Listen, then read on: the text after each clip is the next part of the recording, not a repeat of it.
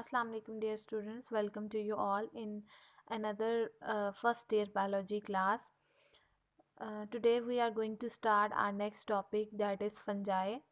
Next chapter है ये हमारा चैप्टर 8। फंजाई को हम किंगडम ऑफ रिसाइकलर्स भी कहते हैं क्योंकि ये किंगडम बेसिकली वो ऑर्गेनिज्म इंक्लूड करता है जो एज अ डीकम्पोजर रिसाइकलिंग का काम कर रहे होते हैं with the help of bacteria. Bacteria के साथ साथ ये भी डीकम्पोजिशन का प्रोसेस करते हैं, यानी जब ऑर्गेनिक मैटर लॉक हो जाता है in dead bodies of animal and plants तो ये उन्हें डीकम्पोज कर देते हैं, उन्हें तोड़ देते हैं और सिंपल इनऑर्गेनिक मटेरियल को में कन्वर्ट करके रिसाइकलिंग का प्रोसेस करते हैं। अप्रॉक्सीमेटली 1 लाख स्पीशीज़ जो हैं ऑर्गेनिजम्स ऑफ फंजाई की अब तक डिस्कवर हो चुकी हैं, जिन पर काम भी हो रहा है। इसको हम नोटोरियस पैथोजेंस का नाम देते हैं क्योंकि बहुत सारी डिज़ास्टर्स डिजीज़ कॉज करते हैं जिनसे बहुत ज़्यादा नुकसानात होते हैं, जैसे रस्ट स्मार्ट है ऑफ वीट एंड कॉर्न। इसमें गंदम और मकई, वीट और कॉर्न दोनों के अंदर ही बीमारी लग जाती है जिसे हम रस्ट या स्मट कहते हैं, और ये फंजाई रस्ट और स्मट फंजाई कहलाती है, जिसमें उसका जो सिट्टा है गंदम का या जो कॉर्न का हम छली जो हम खाते हैं वो पार्ट सारा का सारा डिस्ट्रॉय हो जाता है, ब्लैकिश स्पोर्स या रस्टी स्पोर्स उसके ऊपर बन जाते हैं जिससे पूरी की पूरी फसल तबाह हो जाती है। तो इसी तरह मोल्ड्स हैं जो कि हमें ग्रो नज़र आते हैं फूड स्टफ़ के ऊपर, इस तरह खुराक को ख़राब करते हैं, हमारा फूड ख़राब करते हैं। इसी तरह कुछ डेलिकेशियस होती हैं जैसे जिनमें मशरूम्स आती हैं, ट्रफल्स हैं, मोरल्स हैं। इसी तरह से कुछ ऑर्गेनिज़म्स हैं जो हमारे लिए कमर्शली बहुत ज़्यादा इम्पॉर्टेंट हैं क्योंकि हम उनसे बहुत सारी एंटीबायोटिक्स या इस तरह के प्रोडक्ट्स बनाते हैं। इनमें पेनिसिलियम है जिनसे हम एंटीबायोटिक लेते हैं, that is a source of antibiotic penicillin. इसी तरह यीस्ट है जो कि हम इंडस्ट्रीज़ में स्पेशली बेकरीज़ के अंदर ब्रूइंग इंडस्ट्री में हम यूज़ करते हैं बिवरेजेस बनाने के लिए। तो इकोलॉजिकली भी फंजाई हमारे लिए बहुत ज़्यादा इंपॉर्टेंट है कि एज अ डीकम्पोजर बैक्टीरिया के पैरेलल डीकम्पोजिशन का काम कर रहे हैं। टेक्सोनोमिक स्टेटस की बात करें कि फंजाई को हमने अलहदा क्यों किया प्लांट से, क्योंकि पहले तो सिर्फ किंगडम प्लांट ही था इन 2 किंगडम सिस्टम, उसी में फंजाई को प्लेस किया गया था, फिर वहाँ से सेपरेट क्यों किया गया और इसको सेपरेट किंगडम फंजाई का नाम क्यों दिया गया। क्योंकि एक तो रीज़न ये है कि इन्हें प्लांट्स में रखा जाता है कि ये प्लांट से रिजेंबल करते हैं क्योंकि इनके पास सेल वॉल है, प्लांट्स के पास भी सेल वॉल होती है। फंजाई के अंदर भी सेंट्रियोल्स एब्सेंट है, प्लांट्स के पास भी सेंट्रियोल नहीं है, ये भी नॉन मोटाइल है और वो भी नॉन मोटाइल है, मूव नहीं कर सकते। लेकिन फंजाई एनिमल से भी मिलती है इन केस के एनिमल्स के अंदर तो सेल वॉल होती ही नहीं है और इनकी जो वॉल है वो काइटिन की बनी हुई है, ठीक है। फंजाई भी हेट्रोट्रॉफ है, एनिमल्स भी हेट्रोट्रॉफ हैं। तो ओवरऑल इनके अंदर जो है वो एक केमिकल कंपाउंड पाया जाता है जिसे हम काइटिन कहते हैं, इनके जो कि एनिमल्स में आर्थ्रोपोड्स के मेंबर है, जो इंसेक्ट्स हैं उनके एक्सोस्केलेटन के अंदर भी यही एग्जिस्ट करता है। तो mycology is a study of fungi, और जो इन्हें स्टडी करता है उसे हम माइकोलॉजिस्ट कहते हैं। तो माइकोलॉजिस्ट बेसिकली कहते हैं कि these are common ancestor, they have common ancestor. Fungi और एनिमल दोनों का इंसेस्टर जो है वो एक ही, और वो बेसिकली कहा जाता है प्रोटिस्ट हैं, जहाँ से फंजाई और एनिमल अराइज हुए हैं, और प्रोटिस्ट किससे बने हैं, वो बैक्टीरिया से अराइज हुए हैं, ठीक है। तो कॉमन इंसेस्टर है इनका, इसीलिए दोनों आपस में मिलते हैं। फिर फंजाई वेरी भी करती है एनिमल से कि एनिमल्स के पास सेल वॉल नहीं, इनके पास सेल वॉल मौजूद है। एनिमल्स जो है वो इंजेस्टिव हेट्रोट्रॉफ है, वो इंजेस्ट करके खाते हैं, जबकि ये एब्जॉर्प्टिव हेट्रोट्रॉफ है, ये एब्जॉर्ब करके चीज़ों को खाती हैं। ये नॉन मोटाइल हैं और एनिमल्स जो है वो मोटाइल है, वो मूव कर सकते हैं, ये मूव नहीं कर सकते। फंजाई जो है इसीलिए ना तो प्लांट से ज़्यादा रिजेंबलेंस शो करती है कि इन्हें प्लांट में प्लेस किया जाए, और ना ही ये टोटली एनिमल से रिजेंबल करी कि इन्हें हम एनिमेलिया किंगडम में प्लेस कर दें। डीएनए स्टडीज़ ये बताती हैं कि ये बाकी सारे ऑर्गेनिज्म से डिफरेंट हैं। इसी कैरेक्टरिस्टिक बेस के ऊपर हमने इन्हें सेपरेट किंगडम फंजाई के अंदर प्लेस किया।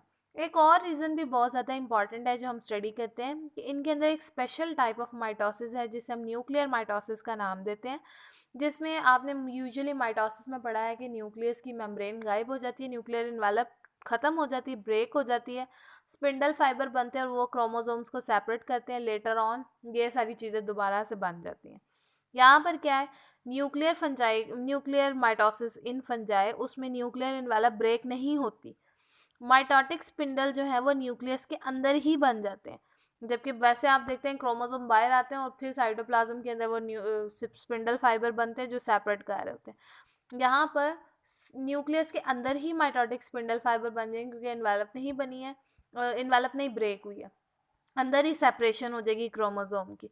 इस तरह से ये फंजाई प्लांट एनिमल प्रोटिस्ट सबसे डिफरेंट है, हम इन्हें फिर प्लेस कर देते हैं इन किंगडम फंजाई।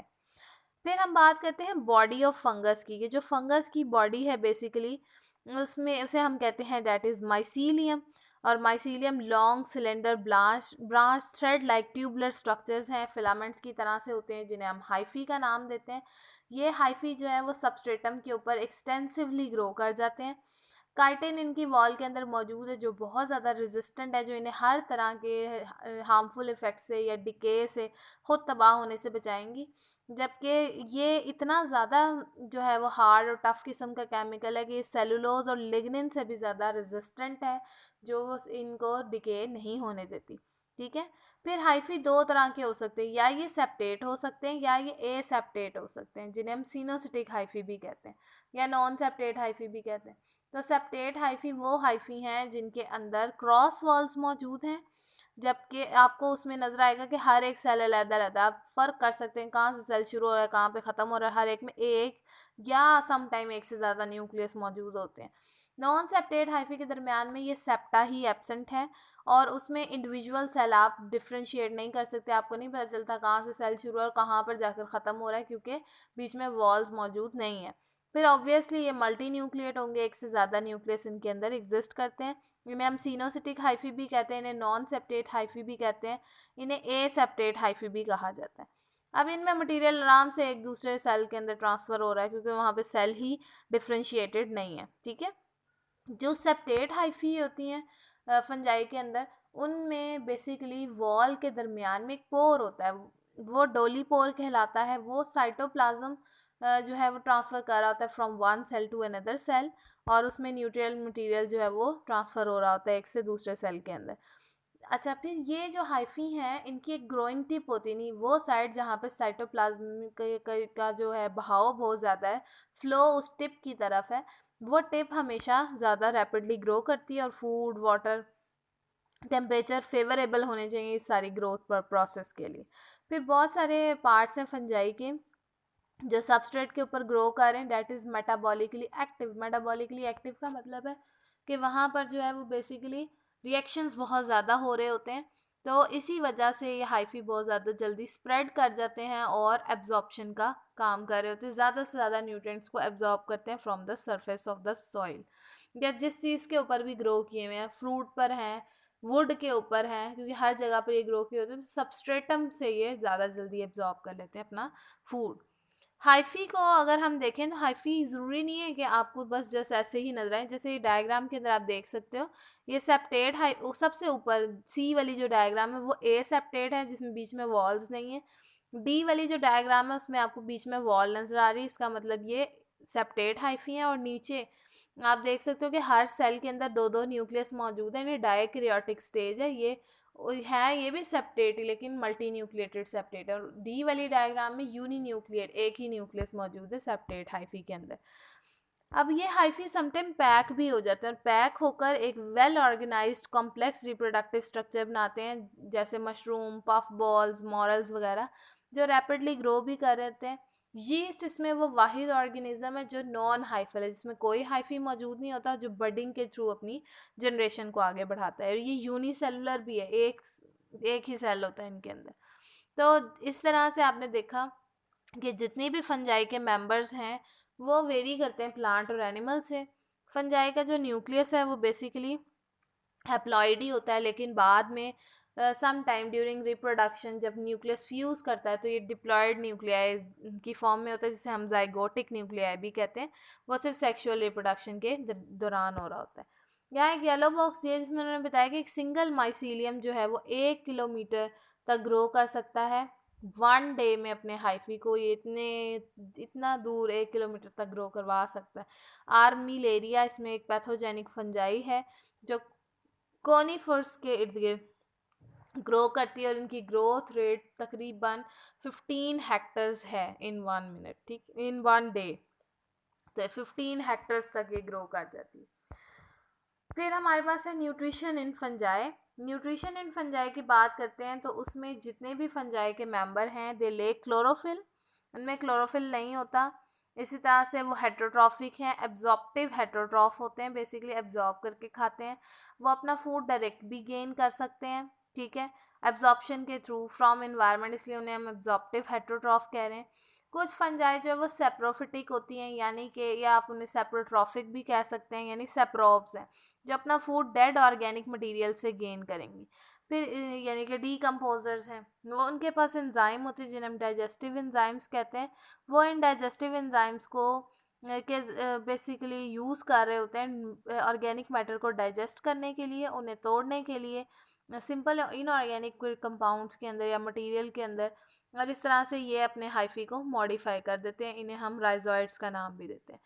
फिर फंजाई जो हैं उनमें कुछ प्रिंसिपल कंपाउंड्स हैं, या आप कह लें कि ये इनके पास कुछ ऐसे एंजाइम्स हैं जो कि इन हेल्प कर रहे होते हैं कुछ ख़ास किस्म का मटेरियल डिस्ट्रॉय करने में, तोड़ने में, जिनमें सेलुलोज और लिग्निन प्रिंसिपल हैं कंपाउंड्स। तो ये मेन कंपोनेंट है सेलुलोज और लिग्निन प्लांट सेल का, इसीलिए आसानी से उन्हें ब्रेक कर देते हैं, जबकि बैक्टीरिया इनको ब्रेक नहीं कर सकते। तो इस तरह देखें बैक्टीरिया के साथ मिलकर ये काम करें डिकम्पोजिशन का। फिर इनका जो नेटवर्क है हाइफी का, वो उसका ग्रोथ रेट बहुत ज़्यादा एक्सटेंसिव सिस्टम और फास्ट ग्रोइंग है, जो कि ग्रो कर रहे होते हैं सरफेस के ऊपर। तो सेप्रोबिक फंजाई मोस्टली जो है वो डिकम्पोजर्स हैं उनमें, जो कि डेड ऑर्गेनिक मटेरियल से अपना फूड भी गेन कर रही हैं और साथ साथ रिसाइकलिंग का काम भी कर रही हैं। Carbon, nitrogen, phosphorus, oxygen, hydrogen, ये सारे साइकिल्स की फॉर्म में वापस जा रहे हैं, जो लिविंग ऑर्गेनिज्म यूटिलाइज करते रहते हैं। इसलिए इनकी क्वांटिटी जो है वो सेम रहती, कभी भी ख़त्म नहीं होती। फिर कुछ फंजाई हैं जिनमें हम कहते हैं कि पैरासाइट्स हैं, कुछ प्रेडेटर्स हैं और कुछ म्यूचुअलिस्टिक हैं। पैरासिटिक जो है पैरासाइट्स आपको पता है जो हार्मफुल होते हैं, जो दूसरों को हार्म पहुंचा सकते हैं। तो ये बेसिकली न्यूट्रिएंट एब्जॉर्ब करेंगे directly from the living host cytoplasm with the help of a special hyphal tip, जिसे हम होस्टोरिया का नाम देते हैं। अब होस्टोरिया एक ख़ास किस्म की टिप की एंडिंग है, और ये बेसिकली पेनिट्रेशन के लिए, इन्फेक्शन के लिए, कि ये फंजाई कहीं पर भी वुड के अंदर किसी सेल के अंदर अपने आप को पेनिट्रेट कर सके इसकी मदद से। फिर ये ऑब्लिगेट भी हो सकते हैं, फैकल्टेटिव भी हो सकते हैं। ऑब्लिगेट का मतलब है कि उनके ऊपर फ़र्ज़ है कि उन्होंने लिविंग होस्ट के बगैर ज़िंदा नहीं रहना, यानी फ़र्ज़ मैं इसलिए वर्ड यूज़ करती हूँ कि लाजमी है, उसके बगैर वो काम नहीं हो सकता, ज़िंदा ही नहीं रह सकते। तो इसका मतलब ये वो फंजाई हैं जो लिविंग ऑर्गेनिज्म के बगैर सर्वाइव नहीं कर सकते। और फैकल्टेटिव कि जिनको दोनों तरह की कंडीशन मिल जाए तो ठीक है, नहीं तो ना सही। लिविंग होस्ट मिल गया तो ठीक है, नहीं तो वो फ्रीली भी ग्रो कर जाएंगे। तो ऑब्लिगेट पैरासाइट ग्रो करते हैं only on in living host, और ये ग्रो नहीं कर सकते इन आर्टिफिशियल मीडियम जो हम लेबॉर्ट्री में प्रिपेयर करते हैं। इसमें मिल्ड्यूज आ जाते हैं, रस्ट की स्पीशीज़ हैं। फैकल्टेटिव पैरासाइट पैरासिटिकली ग्रो हो सकते हैं in their host as well as in the artificial growing medium, तो इसीलिए हम उनको फैकल्टेटिव पैरासाइट कहते हैं। फिर होते हैं कुछ प्रीडेटर्स। एक्चुअली फंजाई जो है वो एक्टिव प्रीडेटर्स भी हैं, प्रीडेटर्स जो कि शिकार करके खाती हैं। किसका शिकार करेंगी ये? इनमें जो है वो बेसिकली कुछ नीमाटोड्स होते हैं जिनको ये पैरालाइज करके डेड करके खा लेती हैं, उनसे अपना फूड गेन करती हैं। ज़्यादातर ऐसी फंजाई जिनमें नाइट्रोजन की डेफिशिएंसी होती है या जिन्हें नाइट्रोजन की बहुत ज़्यादा ज़रूरत होती है अपनी ग्रोथ के लिए, तो उसके लिए वो क्या करती हैं, वो ज़्यादातर ये मेथड यूज़ करती हैं प्रिडेशन का। इसमें ऑयस्टर मशरूम की एग्जांपल दी हुई है, प्लूरोटस ऑस्ट्रिएटस। ये एक मशरूम है जो ओमनीवोरस है। ओमनीवोरस प्रीडेटर मशरूम का मतलब है कि ये नीमाटोड्स पर सर्वाइव करती है, उसको पैरालाइज कर देती है, फिर वहाँ से उसको अपने आप को उसको उसके अंदर अपने हाइफी को पेनिट्रेट करेगी, फिर वहाँ से अपने सारे न्यूट्रिएंट्स को एब्जॉर्ब करेगी, इस तरह से अपनी नाइट्रोजन रिक्वायरमेंट को पूरा करती है। अब सम टाइम ये ग्लूकोज रिक्वायरमेंट को भी इस तरीके से पूरा करते हैं बाय ब्रेकिंग द वुड, लकड़ी को तोड़ते हैं और वहाँ से जो है वो अपनी रिक्वायरमेंट, ग्लूकोज रिक्वायरमेंट को पूरा करते हैं। इनमें आर्थ्रोबोट्रिस है जो कि ट्रैप करता है सॉइल नीमाटोड्स को, और ये अपने इर्द गिर्द एक रिंग बना लेते हैं जिसे कंस्ट्रिक्टिंग रिंग कहते हैं। डायग्राम में आपको शो भी किया हुआ है कंस्ट्रिक्टिंग रिंग, ठीक है। उसमें देखें रिंग जो है वो बन रही है। और ये रिंग किसकी है? ये एक्चुअली फंजाई के ही हाइफी थे जिन्होंने नीमाटोड को कैप्चर कर लिया रिंग की फॉर्म में, निकलने नहीं दे रहा। इस तरह नीमाटोड जो है वो विक्टिम बन गया, अनलकी विक्टिम। ये अपने एंजाइम सिक्रीट करेंगी और इस तरह से वो पैरालाइज हो जाएगा या डेड हो जाएगा और ये उसको शिकार कर लेंगे। फिर कुछ और प्रीडेटर्स भी हैं जिनमें कुछ अडेप्टशंस होती हैं, वो ख़ास किस्म के स्टिकी सब्सटेंसेस सिक्रीट आउट करते हैं और उसके थ्रू जो है वो अपने आप को बचाते हैं, अपना फूड गेन करते हैं और दूसरे प्रे को खा लेते हैं। फिर फंजाई जो है वो म्यूचुअलिस्टिक भी हो सकती है। हाँ, म्यूचुअलिस्टिक सिम्बायोटिक एसोसिएशन भी है फंजाई की।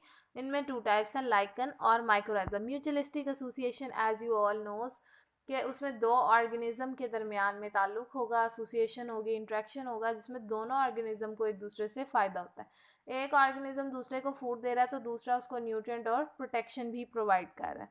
जैसे यहाँ पर एग्जांपल लाइकन की है। Lichen is a mutualistic association between algae and fungi.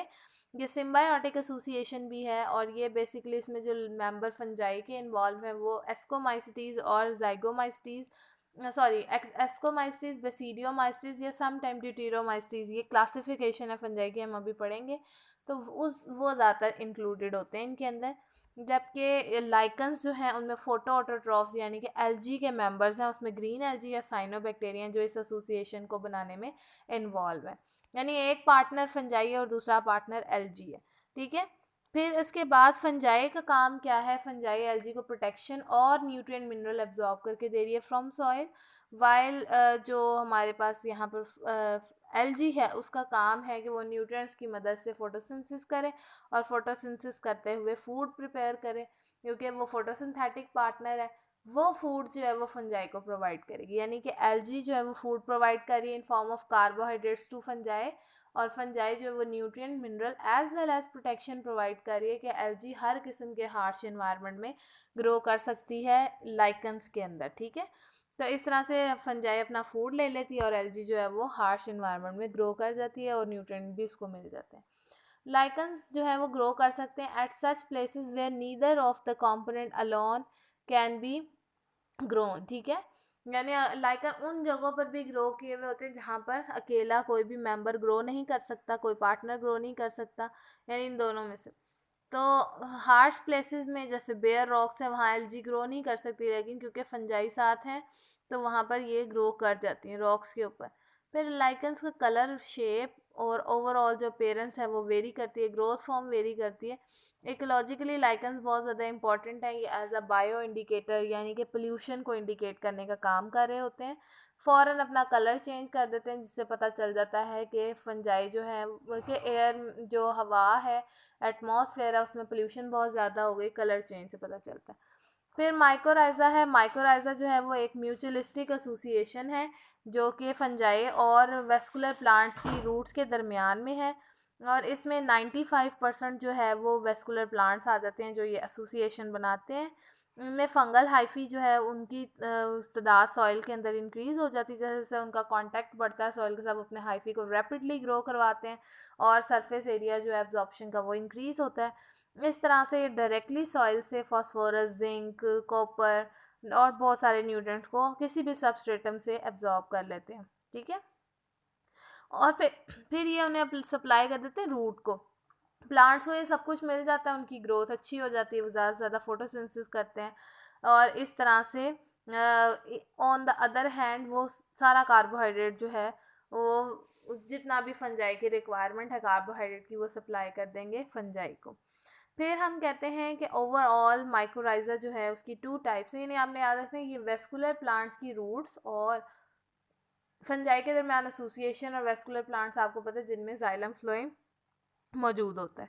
तो बेसिकली एक एंडोमाइकोराइजा है और दूसरे एक्टोमाइकोराइजा। एंडोमाइकोराइजा में फंगल हाइफी पेनिट्रेट करते हैं outer cell of the plant root that forming coil swelling minute branching, और जो कि बाहर की तरफ सॉइल में एक्सटेंड हो जाती हैं। जबकि कुछ एक्टोमाइकोराइजा हैं जिनमें एक्टोमाइकोराइजा के अंदर जो हाइफी हैं वो जस्ट सेल के बाहर ही सराउंड किए हुए होंगे, वो सेल के अंदर पेनिट्रेट नहीं करते।